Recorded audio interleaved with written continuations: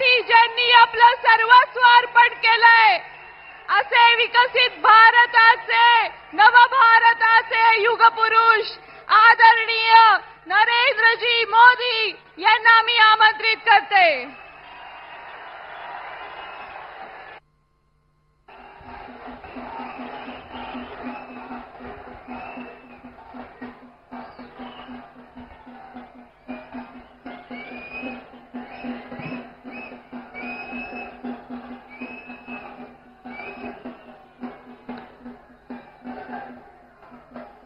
छत्रपति शिवाजी महाराज की, छत्रपति शिवाजी महाराज की जय भवानी, जय भवानी. शौर्य, कर्म आणि पुण्यभूमी असलेल्या पुण्यातील भूमीला माझा नमस्कार. कसे आहेत सर्व पुणेकर?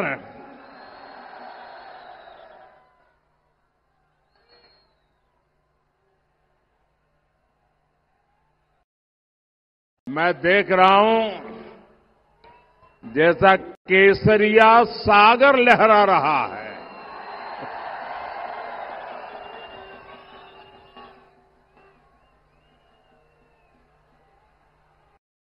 ये जो बच्चे इतने प्यार से तस्वीरें वगैरह लेके आए हैं, मेरी प्रार्थना है कि अब उनको नीचे बिठाइए. ये कब से ऐसे ही खड़े हैं. मैं आपका धन्यवाद करता हूं, आप जो प्यार दिखा रहे हैं. बच्चों को कहिए आराम से बैठे. हाँ बैठिए बेटा, आप बैठिए. देख लिया मैंने, तस्वीर देख ली. हाँ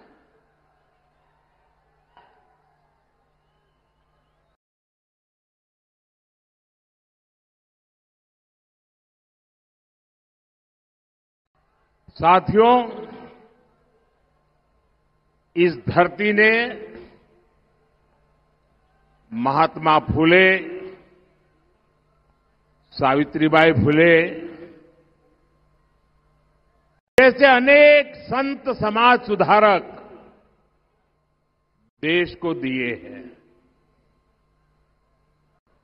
और आज ये धरती दुनिया को शानदार इनोवेटर्स दे रही है, टेक एंटरप्रेन्योर्स दे रही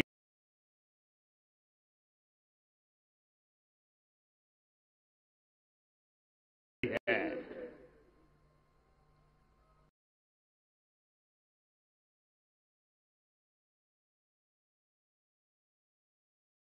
पुणे जितना प्राचीन है उतना ही फ्यूचरिस्टिक है. ये जरा माइक की व्यवस्था देखने वाले, मुझे लगता है आपका इकोसिस्टम चल रहा है.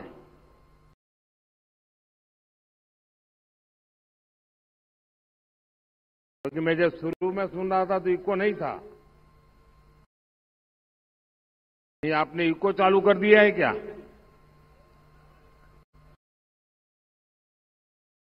जो माइक वाले हैं सुनते हैं, जो जरा करेक्ट कर ले.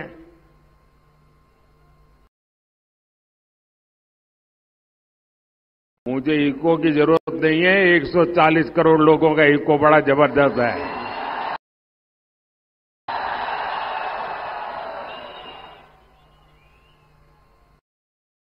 पुणे में हर क्षेत्र के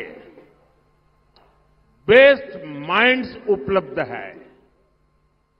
और तभी तो कहते हैं पुणे ये थे काय उणे.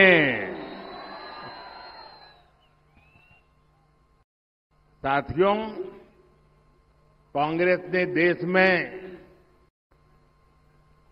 60 साल तक राज किया, लेकिन कांग्रेस राज की सच्चाई ये थी कि देश की आधी आबादी के पास बेसिक सुविधाएं नहीं थी।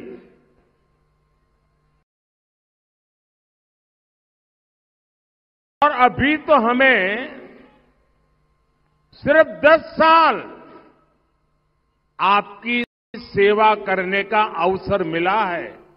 सिर्फ 10 साल। लेकिन इन 10 वर्षों में हमने मूलभूत आवश्यकताओं को पूरा तो किया ही और साथ ही हर वर्ग की आकांक्षाओं को पूरा करने में जी जान से जुटे रहे। आवश्यकता और आकांक्षा दोनों की पूर्ति के लिए एक विजन लेकर जीवन खपा रहे हैं। आप भी जानते हैं, शहर में रहे या गांव में, अच्छी सड़कों को देखकर, आधुनिक इंफ्रास्ट्रक्चर को देखकर उसका मन प्रसन्न हो जाता है कि नहीं हो जाता है? होता है कि नहीं होता है? जरा जवाब देते भी रहिए भाई, ऐसे ही बैठे रहने का नहीं दूंगा मैं। अगर मैं करता हूं मेहनत तो आपको भी करनी पड़ेगी। आप मुझे बताइए, आधुनिक इंफ्रास्ट्रक्चर, उससे हमें एक विश्वास पैदा होता है कि नहीं होता है? यहां पुणे मेट्रो देखिए, पुणे एयरपोर्ट का नया रूप देखिए, पालखी मार्ग देखिए, समृद्धि महामार्ग देखिए, जगह जगह को कनेक्ट करती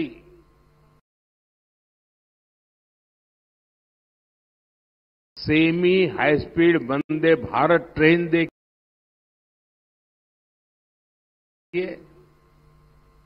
ये सब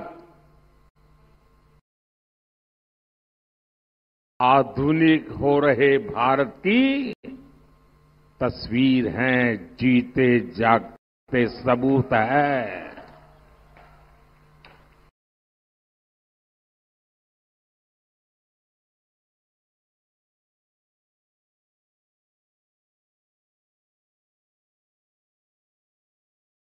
और पुणेवासी लिख लीजिए,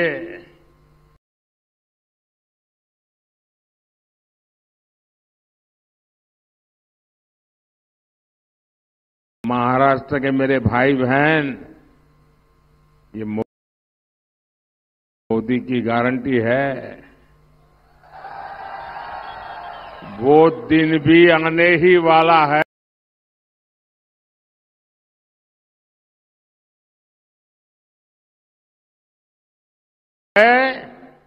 जब आप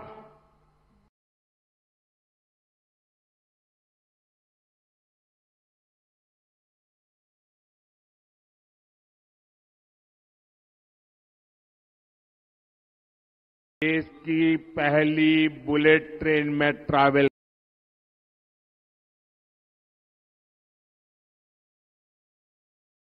करेंगे।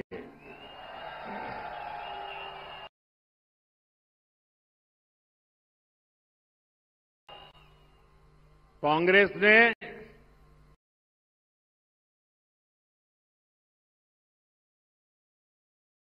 अपने 10 सालों में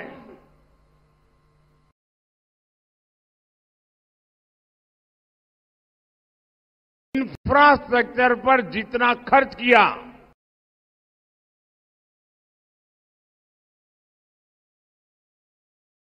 आंकड़ा याद रहेगा? कितने?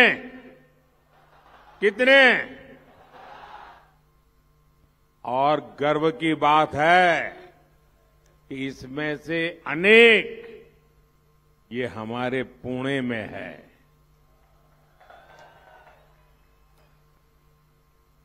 हमने जो रिफॉर्म, परफॉर्म, ट्रांसफॉर्म, ये जो हमारा मिशन है ना, हमने जो रिफॉर्म्स किए हैं, नीतिगत बदलाव किए हैं, उसका परिणाम मैपिंग के क्षेत्र में नजर आ रहा है।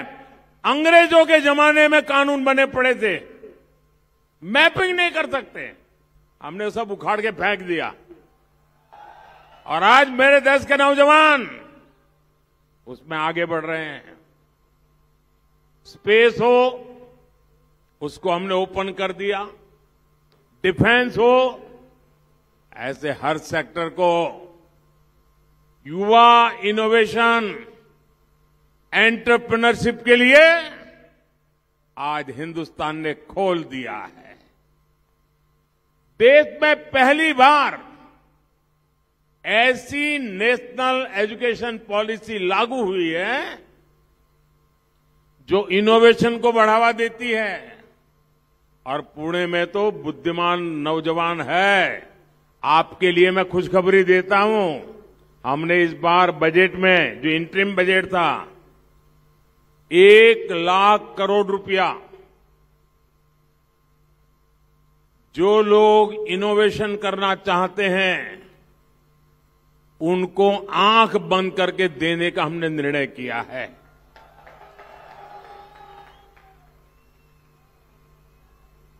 साथियों, देश दुनिया में भी अपनी दमक दिखा रहा है। आज हमारा एक्सपोर्ट रिकॉर्ड स्तर पर है, एफडीआई रिकॉर्ड स्तर पर है। और मेरे देश के नौजवान जो इनोवेशन कर रहे हैं, आज जो पेटेंट फाइल हो रहे हैं, आज हिंदुस्तान के इतिहास में सबसे ज्यादा पेटेंट मेरे देश के नौजवान फाइल कर रहे हैं। साथियों, बीजेपी का संकल्प पत्र इसी काम को नई स्पीड और नए स्केल देने का रास्ता दिखाता है।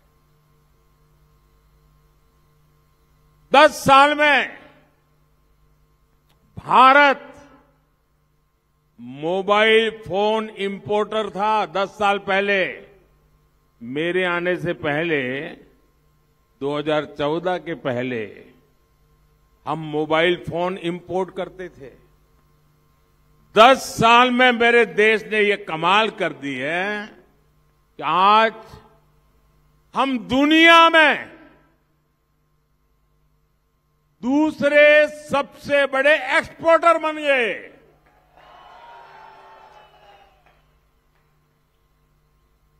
और पुणे वालों, आपके लिए और एक खबरी, आप made in India chips, made in India chips, उससे दुनिया की गाड़ी आप चलते हुए देखेंगे। और मेरा पुणे तो ऑटोमोबाइल का हब है। अब हम भारत को इलेक्ट्रिक व्हीकल का हब बनते देखेंगे। आज एनडीए सरकार हर सेक्टर में भारत के युवाओं को बड़े सपने देखने और उन्हें पूरा करने का अवसर दे रही है। बीजेपी का संकल्प भारत को semi conductor hub, innovation hub, उसमें मजबूती देने का है। बीजेपी का संकल्प भारत को मैन्युफैक्चरिंग हब बनाने पर है। बीजेपी का संकल्प भारत को हाइड्रोजन एनर्जी का हब बनाने का है। साथियों, ये हमारी सरकार है जिसने पहली बार देश के गरीब और मिडिल क्लास की बचत को बढ़ाने के बारे में सोचा है।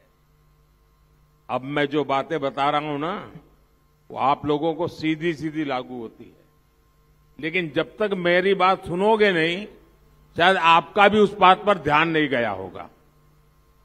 काम कैसे होता है, मैं एक एक चीज, छोटी छोटी चीजें आज आपके साथ बात करने के लिए आया हूं। 2014 से पहले के 10 सालों में आपसे महंगाई और भ्रष्टाचार का डबल टैक्स वसूल किया जा गया। 2014 में सरकार बनाने के बाद हमने महंगाई पर भी नियंत्रण लगाया और भ्रष्टाचार पर भी कार्रवाई की। और आज आप देखिए, भ्रष्टाचारियों में खलबली मची है। 10 वर्षों में टैक्स पेयर्स को सिर्फ टैक्स छूट की सीमा बढ़ाने, पहले जो इनकम टैक्स का सीमा थी, हमने 7 लाख रुपए तक नो इनकम टैक्स कर दिया। सीमा बढ़ाने से और दूसरे रिफॉर्म से देश के जो टैक्स पेयर है, उनकी जेब में करीब करीब 2.5 लाख करोड़ रुपए की बचत हुई है। मैं जो कहता हूं आंकड़े याद रखना, वो इसलिए कह रहा हूं। 2.5 लाख करोड़ रुपए की बचत, इससे मध्यम वर्गीय परिवारों का बहुत बड़ा बोझ कम हुआ है। हम लोग जन औषधि केंद्र चलाते हैं। देश में 15-20 हजार जन औषधि केंद्र भी चल रहे हैं, उसको हम बढ़ा भी रहे हैं। जन औषधि केंद्र और आयुष्मान योजना से, क्योंकि जन औषधि केंद्र में 100 रुपये की दवाई 20 रुपये में मिलती है, 80% डिस्काउंट। वो साड़ी वाला भी बोर्ड लगाता है ना, डिस्काउंट, सारी महिलाएं वहां जाती है।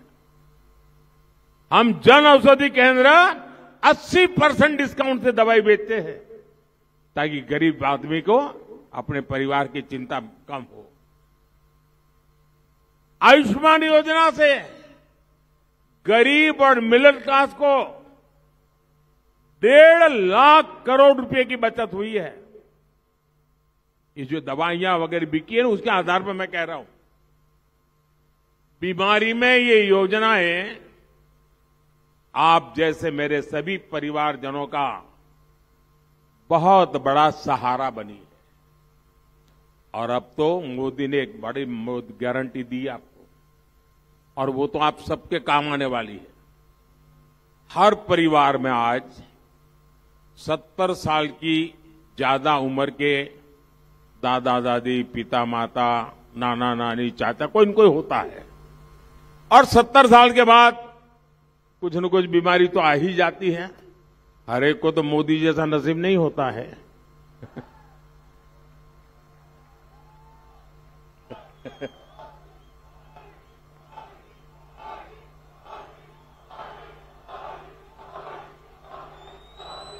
अब जो मेहनत करने वाला, कमाने वाला परिवार में व्यक्ति है, उसके सामने दुविधा रहती है, चिंता रहती है।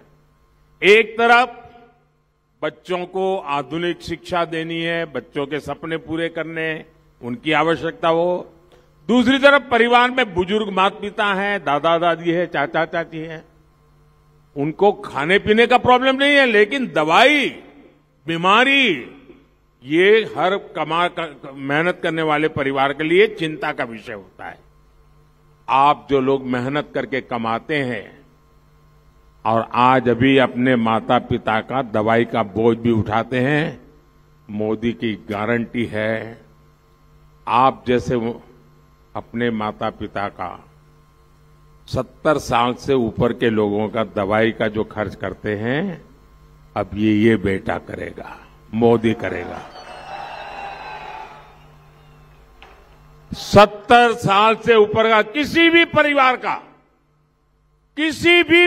का 70 साल के ऊपर के माता पिता जो भी होंगे, उन सबके इलाज की चिंता मोदी करेगा। ये मोदी की गारंटी है।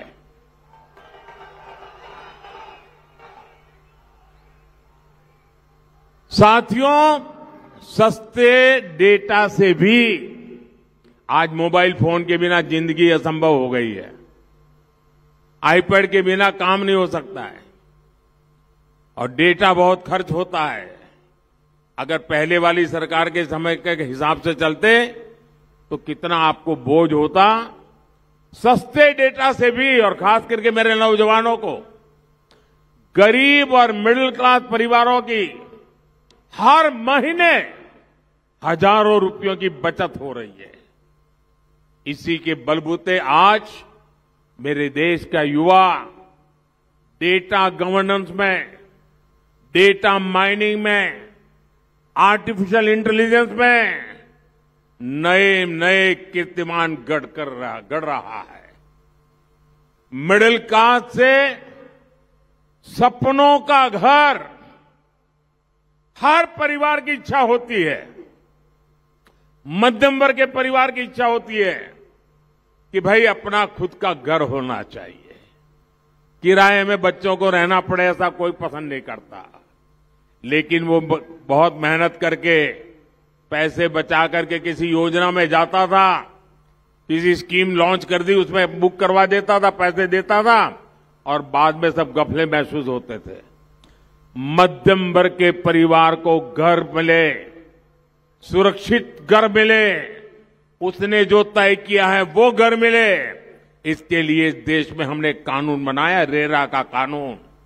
और ये रेरा के कानून के कारण करोड़ों मध्यम वर्गीय परिवारों का सुरक्षा कवच बन गया है। साथियों, हमारी सरकार सबका साथ सबका विकास के मंत्र पर काम कर रही है और मोदी उनको पूछता है जिनको पहले की सरकारों ने पूछा तक नहीं था। मैं आपको एक उदाहरण देना चाहता हूं आज, और पुणे में आया हूं तो शायद ये बात बहुत आसानी से आप समझ पाओगे। हमारे शहरों में रेहड़ी, ठेले, फुटपाथ पर काम करने वाले साथी, ये कोई मोदी आया उसके बाद आए क्या? पहले भी थे, लेकिन इनमें ज्यादातर साथी गांव से आए हैं, एससी, एसटी, ओबीसी समाज से आए हैं। उसमें हमारी बहनें काम करती है। लेकिन देश का दुर्भाग्य देखिए, जिन गरीबों के नाम पर बैंकों का राष्ट्रीयकरण किया गया, लेकिन उन बैंकों में उनको पैर रखने की जगह नहीं थी, मोदी ने बैंकों के दरवाजे खोल दिए। रेहड़ी पटरी वालों को फॉर्मल बैंकिंग से जोड़ने का काम किया। पीएम स्वनिधि योजना शुरू की। पुणे सहित देश भर में करीब 70 लाख ऐसे साथियों को 10,000 करोड़ रुपए से अधिक बिना गारंटी लोन मिल चुका है। और ध्यान दीजिए, ये बिना गारंटी लोन दिया गया है, और जिनकी गारंटी कोई नहीं लेता, उन रेहड़ी पटरी वाले भाई बहनों की गारंटी मोदी लेता है। और ये सिर्फ वन टाइम लोन नहीं है, इससे ग्रोथ की उनके एस्पिरेशन जगी है। एक लोन चुकाते हैं तो फिर 2 गुना नया लोन मिलता है और वो अपने छोटे बिजनेस को और बड़ा बनाते हैं। ये एस्पिरेशन का ग्रोथ, ये सही मॉडल है विकास का, और यही बीजेपी का विकास का मॉडल है। साथियों, महाराष्ट्र ने लंबे समय तक राजनीतिक अस्थिरता का दौर देखा है, और आज मुझे कुछ कहने से पहले, और मैं जो बोलूंगा कोई अपने व्यक्तिगत सर पे न ले टोपी, लेकिन हमारे यहां कहते हैं कि कुछ भटकती आत्माएं होती है, जिनकी इच्छाएं पूरी नहीं होती, जिनके सपने अधूरे रह जाते हैं, वो आत्माएं भटकती रहती हैं और फिर खुद का नहीं हुआ तो औरों का भी बिगाड़ने में उनको मजा आता है। हमारा महाराष्ट्र भी ऐसी भटकती आत्माओं का शिकार हो चुका है। आज से 45 साल पहले यहां के एक बड़े नेता ने अपनी महत्वाकांक्षा के लिए इस खेल की शुरुआत की और तब से महाराष्ट्र एक अस्थिरता के दौर में चला गया और कई मुख्यमंत्री अपना कार्यकाल भी पूरा नहीं कर पाए। ये विपक्ष को ही अस्थिर नहीं करते, ये आत्मा कुछ भी कर देती है। वो अपनी पार्टी में भी ऐसा ही करते हैं और ये आत्मा ऐसा करती है, परिवार में भी कर देती है। 1995 में जब बीजेपी शिवसेना की सरकार आई तो भी ये आत्मा उस सरकार को अस्थिर करने के काम में लग गई और 2019 में तो उन्होंने जनादेश को ही इतना बड़ा अपमान किया, वो महाराष्ट्र की जनता भली भांति जानती है। और आज सिर्फ महाराष्ट्र को अस्थिर करना ही आत्मा को संतोष नहीं होता है, देश में अस्थिरता पैदा करने का खेल चल रहा है। आज भारत को ऐसी भटकती आत्माओं से बचा करके देश में एक स्थिर, मजबूत सरकार की तरफ आगे बढ़ना बहुत जरूरी है दोस्तों। और मैं तो चाहूंगा महाराष्ट्र में जो ये महायुति है हमारी, वो मजबूती के साथ ऐसे आगे बढ़े कि पिछले 25-30 साल की जो कमियां रही हैं, वो सारी कमियां पूर्ण करके विकसित भारत के सपने को ड्राइविंग इंजन देने का काम करे शिंदे जी, देवेंद्र जी और अजीत जी के नेतृत्व में। साथियों, बीजेपी एनडीए सरकार महाराष्ट्र को विकास की नई ऊंचाई पर ले जाने के लिए काम कर रही है, लेकिन दूसरी तरफ कांग्रेस और आघाड़ी वालों का उनका मॉडल क्या है? कांग्रेस के शाहजादे को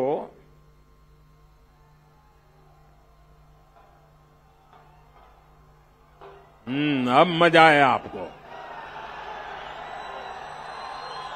इसी इंतजार में घर से निकले थे क्या?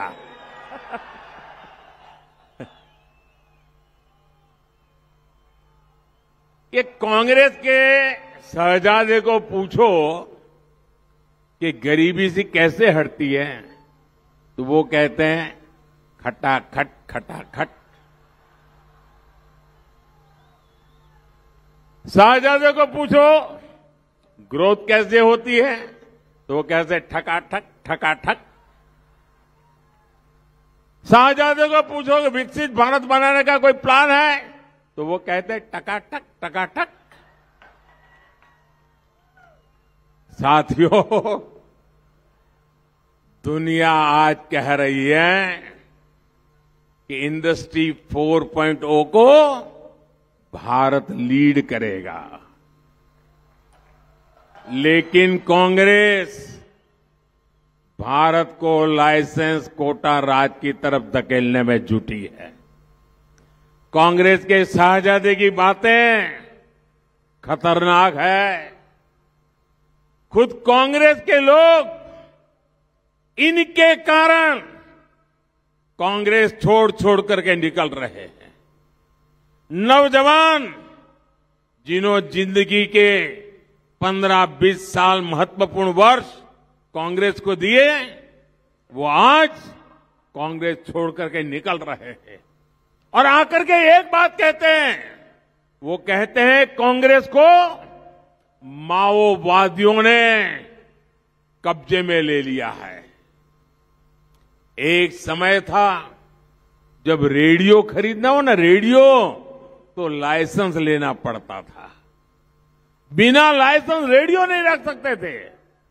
क्या आप दुनिया को उस जमाने में ले जा सकते हैं क्या? ये लाइसेंस राज में देश को ले जा सकते हैं क्या? क्या हमें फिर से लाइसेंस राज चाहिए क्या देश में? भाइयों बहनों, मोदी का तो ड्रीम है। मैं जो 2047 विकसित भारत की बात करता हूं ना, मेरी इच्छा क्या है मैं बताता हूं। ये मेरे दिल में पड़ा हुआ है। एक मध्यम वर्ग और ऊपर के जो परिवार है, उन परिवारों में से ये सरकार की किच पूरी तरह बंद हो जानी चाहिए। सरकार उनकी जिंदगी से निकलनी चाहिए। ये सरकार को आदत हो गई है हर किसी को टांग अड़ाओ। मैं इसमें से सरकारों को बाहर निकालना चाहता हूं और गरीब को जब जरूरत पड़े सरकार 24 घंटे मौजूद होनी चाहिए। वरना आज ये कागज लाओ, वो कागज लाओ, ढिकना लाओ, फनाला लाओ, ये करो, वो क्या है मतलब भाई? कब तक ये मध्यम वर्ग के लोगों को परेशान करते रहोगे? और मेरे मन की इच्छा है 2047 तक जब देश विकसित भारत बनेगा, ये सारी किचपिच चली जाएगी। दोस्तों, आप जैसे परिश्रमी लोग जो दिन रात मेहनत करके अपना परिवार आगे बढ़ा रहे हैं, देश के विकास में योगदान दे रहे हैं, अब ये साहजादे की नजर आपकी मेहनत की कमाई पर पड़ी है। ये लोग अब कह रहे हैं कि आप जो वेल्थ क्रिएट करते हैं, आप जो कमाते हैं, उसका एक्सरे करेंगे। आपके लॉकर का एक्सरे होगा, अंदर क्या पड़ा है। आपके घर का एक्सरे होगा, अंदर क्या पड़ा है। एक्सरे होगा कितनी गाड़ियां हैं, एक्सरे किया जाएगा। आपकी संपत्ति, आपके पास जो स्त्री धन होगा, उसकी जांच होगी। आपके मंगलसूत्र की जांच होगी। साथियों, ये कांग्रेस के महाशय कह रहे हैं कि इनहेरिटेंस टैक्स लगाने की सोच रहे हैं। मतलब आपने जो संपत्ति अर्जित की है, हिंदुस्तान का हर मां बाप, उसके मन में इच्छा रहती है कि मैं जो कुछ भी कमाता हूं कुछ न कुछ बचाऊं, ताकि मरने के बाद अपने संतानों को कुछ दे करके जाऊं। हर मां बाप ये चाहता है। खुद खर्चा नहीं करता है, पैसे बचाता है अपने संतानों को देने के लिए। अब आप नहीं दे पाएंगे। आपके पास अगर 2 घर है तो ये घर ये कब्जा कर लेंगे। 2 गाड़ी है तो 1 गाड़ी कब्जा कर लेंगे। खेत 10 एकड़ का है तो 5 एकड़ गया। और आधे से अधिक 55% टैक्स लगा करके वो लूटने की बात कर रहे हैं जी। यानी जीते जी तो लूटते हैं, मरने के बाद भी लूटने के खेल खेल रहे हैं। यानी आप कुछ तय नहीं करेंगे, सब कुछ कांग्रेस तय करेगी। क्या 140 करोड़ का देश ऐसे चल सकता है क्या? क्या ऐसी चीजें हमें मंजूर है क्या? हम ऐसी चीजों को चलने देंगे क्या? ऐसे माओवादी प्लान सुनकर कौन यहां इन्वेस्ट करेगा? कौन स्टार्टअप को लगाने की हिम्मत करेगा? साथियों, मोदी आज जो कुछ भी है, बाबा साहब आंबेडकर ने जो संविधान बनाया ना, उसके कारण एक गरीब का बेटा आज प्रधानमंत्री बन पाया है। और कांग्रेस ने हमेशा बाबा साहब का अपमान किया। वहीं मोदी के लिए बाबा साहब और उनका संविधान किसी ईश्वर से कम नहीं है। ये भाजपा ही है जिसने संविधान दिवस मनाना शुरू किया, और जब पार्लियामेंट में मैं संविधान दिवस मनाने के लिए प्रस्ताव लेकर के आया, ये कांग्रेस पार्टी ने घोर विरोध किया।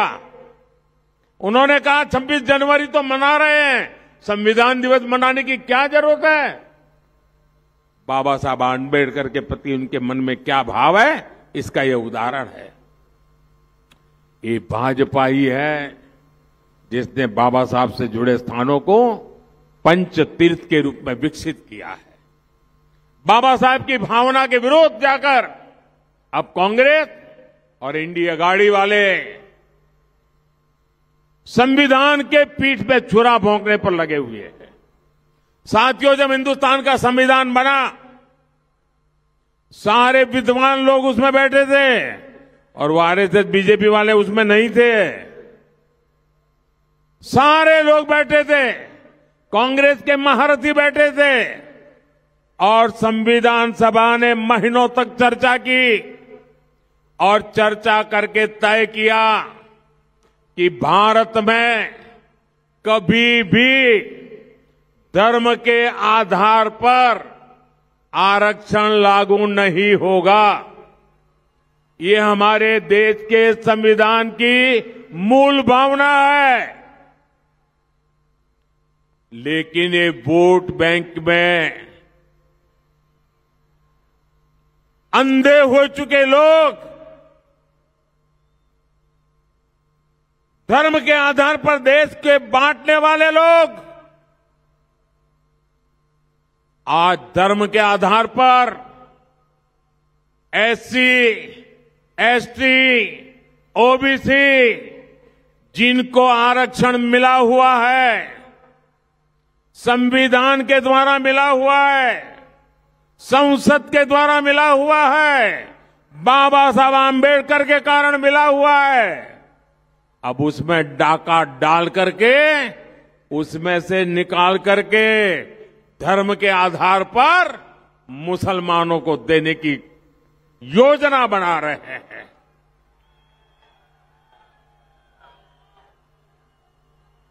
क्या इस देश का कोई दलित आरक्षण के हक को छोड़ करके मुसलमानों को दे सकता है क्या? इस देश का कोई भी आदिवासी आरक्षण के हक को छोड़ करके मुसलमान को दे सकता है क्या? इस देश का कोई भी ओबीसी आरक्षण का हक छोड़ करके मुसलमान को दे सकता है क्या? और उन्होंने कर्नाटका का एक मॉडल डेवलप किया है। ये कर्नाटका मॉडल क्या है? सुप्रीम कोर्ट ने उनको मना कर दिया कि धर्म के आधार पर नहीं कर सकते हो। कांग्रेस को लताड़ा सुप्रीम कोर्ट ने, उसके अब नई चालाकी की। उन्होंने कर्नाटका में क्या किया, रातों रात सभी मुसलमानों को एक फतवा निकालकर ओबीसी बना दिया। सबको ओबीसी बना दिया, सर्कुलर निकाल दिया, थप्पा मार दिया। और जैसे ही वो रातों रात ओबीसी बने, सुबह ओबीसी के पास जो 27% आरक्षण था, उस पर डाका डाल करके आधे से ज्यादा माल वो उठा गए। ओबीसी वाले सारे लटकते रह गए। मुझे बताइए भाइयों, क्या इस देश में चलेगा क्या ऐसा? ये इंडी अगाड़ी वाले जरा कान खोल के सुन लो, मोदी भी जिंदा है।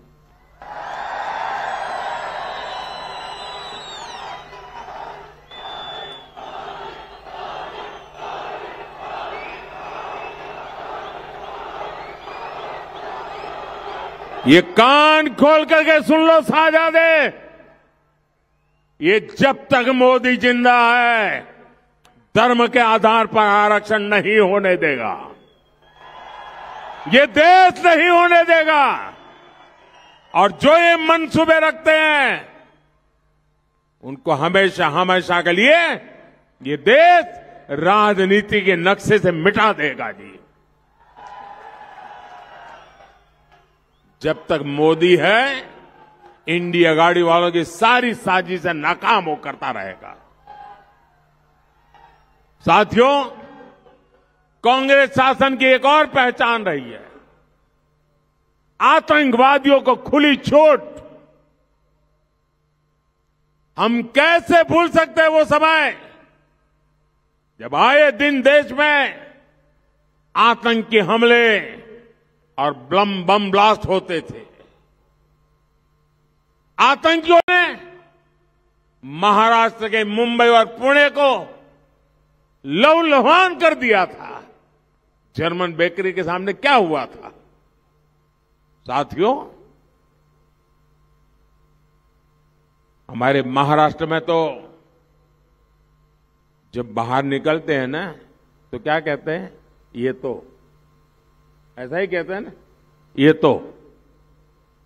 नहीं आऊंगा ऐसा नहीं कहते, जाता है फिर कहता गए ये तो। जाता हूं ऐसा नहीं कहते, लेकिन कांग्रेस इंडिया गाड़ी के राज में क्या गारंटी है कि ये तो कहने के बाद गया हुआ बेटा घर जिंदा लौट के आएगा? कोई गारंटी नहीं दोस्तों।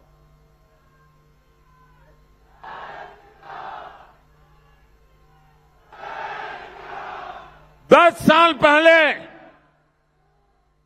हिंदुस्तान में आतंकी हमले होते थे कि नहीं होते थे? मुंबई में आए दिन बम धमाके होते थे कि नहीं होते थे? काशी में बम धमाके होते थे कि नहीं होते थे? अयोध्या में बम धमाके होते थे कि नहीं होते थे? आज बंद हुए कि नहीं हुए दोस्तों? आज बंद हुए कि नहीं हुए? जो यहां पड़ोस में से ये धमाके फमाके करने की आदत हो गई थी ना, और जो आतंकवादी भेजते थे उनको आज आटे के लाले पड़ रहे जी।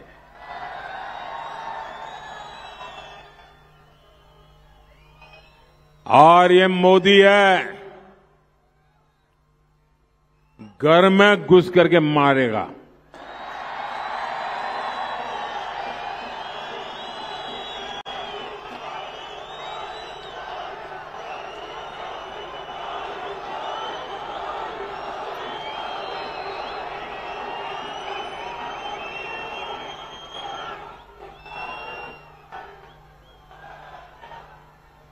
ये पीएफआई के लोग, आतंकी साजिश करने वाले लोग, बहुत बड़ा संगठन, शस्त्रों की ट्रेनिंग, आए दिन देश में धमाके करते रहना, उस पीएफआई पर हमने प्रतिबंध लगा दिया। उनके बड़े बड़े 30 मारका जेलों में सड़ रहे हैं। और ये कांग्रेस वाले चुनाव वोट के लिए उनका सहयोग लेने केरल पहुंच गए जी। क्या ऐसे लोग आपको सुरक्षा दे सकते हैं क्या? ऐसे लोग आपका भला कर सकते हैं क्या? कांग्रेस और इंडिया गाड़ी के ये तुष्टीकरण के कारण आतंकवाद से देश में हाहाकार मचने लगा, तो कांग्रेस ने एक और गहरी साजिश रची थी। पुणे की ये धरती इसकी साक्षी है। कांग्रेस ने सारा दोष निर्दोष हिंदुओं पर मरने के लिए भगवा आतंकवाद की थ्योरी गढ़ दी थी। इन लोगों ने निर्दोष हिंदुओं को जेल में डालकर प्रताड़ित किया था। कांग्रेस ने तो 26/11 मुंबई हमले का लांछन भी पवित्र भगवा पर लगाने की तैयारी कर रखी। कांग्रेस वाले तो भगवा को आतंकी कहने वाली किताबें तक छाप करके बैठे थे।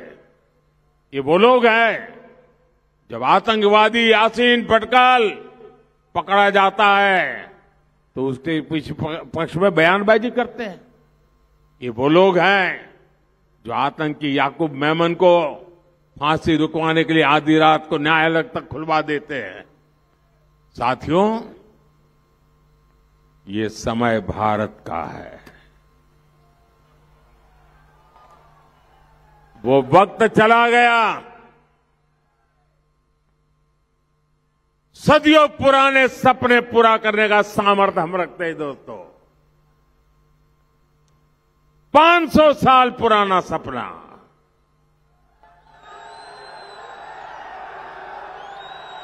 कितनी पीढ़ियां चली गई,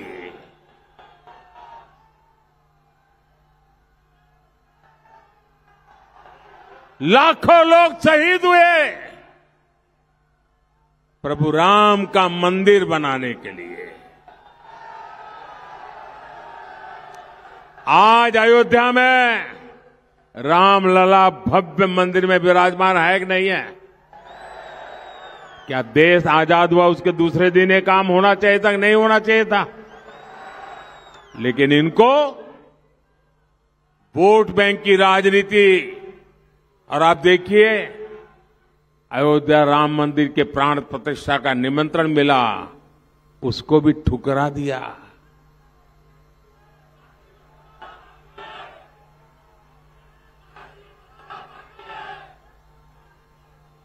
साथियों, इस देश में ये जितनी बातों को लेकर के कांग्रेस ने देश को गुमराह किया इतने सालों तक, अब देश सपने भी लेकर के चलता है, संकल्प लेकर के भी चलता है। और साथियों, मैं आपको विश्वास दिलाता हूं, आपके सपने ये मोदी का संकल्प है। मेरा पल पल आपके नाम, मेरा पल पल देश के नाम, मेरा भारत, मेरा परिवार। और आपके लिए 24/7, आपके लिए 24/7 फॉर 2047, ये मोदी की गारंटी है। हमारे मुख्यमंत्री शिंदे जी तो लंबे समय से एनडीए के साथी रहे। देवेंद्र फडणवीस जी के पास भी बेहतरीन अनुभव है। और अब अजित दादा हो या राज ठाकरे जी हो, ये सब भी हमारे साथ जुड़ गए। फडणवीस जी के पास भी फडणवीस जी के पास भी बेहतरीन फडणवीस जी के पास भी बेहतरीन अनुभव है। और अब अजित दादा हो या राज ठाकरे जी हो, ये सब भी हमारे साथ जुड़ गए हैं। ये जो महायुति बनी है, ये विकसित भारत, विकसित महाराष्ट्र बनाने के लिए बनी है। फडणवीस जी के पास भी बेहतरीन अनुभव है। और अब अजित दादा, देवेंद्र फडणवीस जी के पास भी बेहतरीन अनुभव है। और अब अजित दादा हो या राज ठाकरे जी हो, ये सब भी हमारे साथ जुड़ गए हैं। क्यों ना हो, मतदान ज्यादा करेंगे। मतदान दिवस को एक उत्सव के रूप में मनाएंगे। पूरे गांव में, बूथ में फेस्टिवल का वातावरण बना देंगे। पहले मतदान, फिर जलपान। पहले मतदान, फिर जलपान, याद रखोगे? इन सभी साथियों को श्रीरंग बारने जी कहेंगे ना, वो वोट सीधा सीधा मोदी के खाते में जाएगा। आपका एक एक वोट मोदी को मजबूत करेगा। तो आप मतदान भारी मात्रा में करेंगे। अच्छा, मेरा एक काम करेंगे, पक्का करेंगे। अच्छा, घर घर जाइएगा और हर घरों में जाकर के कहिएगा कि मोदी जी पुणे आए थे और मोदी जी ने आपको प्रणाम कहा है, जय श्री राम कहा है। मेरा जय श्री राम पहुंचा देंगे, मेरा प्रणाम पहुंचा देंगे। आपके मोबाइल फोन का फ्लैश लाइट चालू कीजिए, आपके मोबाइल का फ्लैश लाइट चालू कीजिए और इन सबको विश्वास दीजिए कि आप भारी मतदान कराएंगे। मेरे साथ बोलिए भारत माता की, भारत माता की, भारत माता की। बहुत बहुत धन्यवाद। बोलो भारत, भारत माता की।